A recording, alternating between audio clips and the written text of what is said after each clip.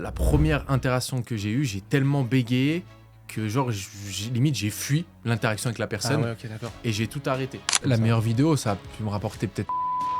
Ok, maintenant on va parler un peu d'oseille. Ok. Je sais que t'aimes ça, tu vois. Bah ouais, on aime bien avoir du palpable. Voilà, moi aussi.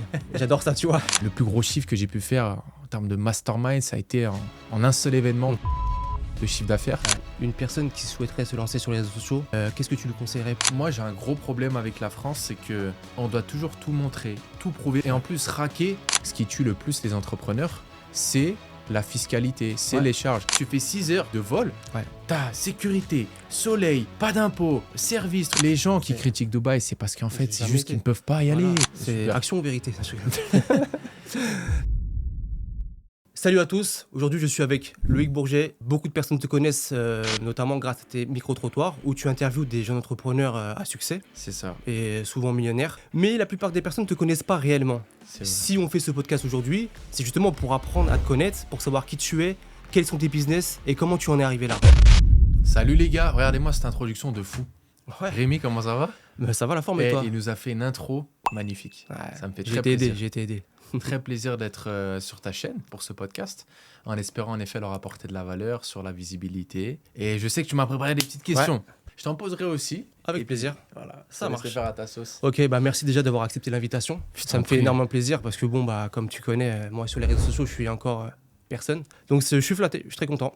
Après, avec grand plaisir. Rémi. Donc pour commencer, est-ce que tu peux te présenter rapidement, me dire comment tu étais à l'école, est-ce que tu étais un bon élève, des choses comme ça? Ah ouais, direct, bon élève, ok. Moi, j'ai toujours été un élève un peu dans la moyenne. Je voulais juste avoir les assez bons résultats pour passer au step supérieur, mais j'ai jamais été vraiment stimulé par ce système un peu éducatif qui collait pas du tout à ma personne. Moi, j'étais très inventif, très créatif.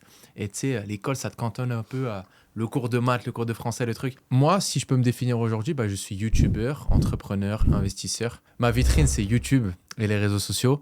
Et derrière, j'ai une multitude de business qui me permettent de faire l'araignée. Et avant de commencer les réseaux sociaux, est-ce que tu avais déjà un business ou peut-être des investissements? Avant de commencer les réseaux sociaux, même pas. Avant, j'étais salarié jusqu'à mes 26 ans. Tu vois, aujourd'hui, tu as des gamins, ils ont 16 ans, ils roulent en Lamborghini. Moi, jusqu'à mes 26 ans, j'étais dans le salariat, dans la matrice, métro, boulot, dodo. Et puis d'un coup, j'ai eu un déclic en mode il faut que je me sorte les doigts du que je fasse quelque chose. Est-ce qu'il y a eu un moment où tu t'es dit bah, j'en ai marre, j'ai envie de tout arrêter? Et si oui, pourquoi? Bah, en fait, franchement, c'est fou, mais non.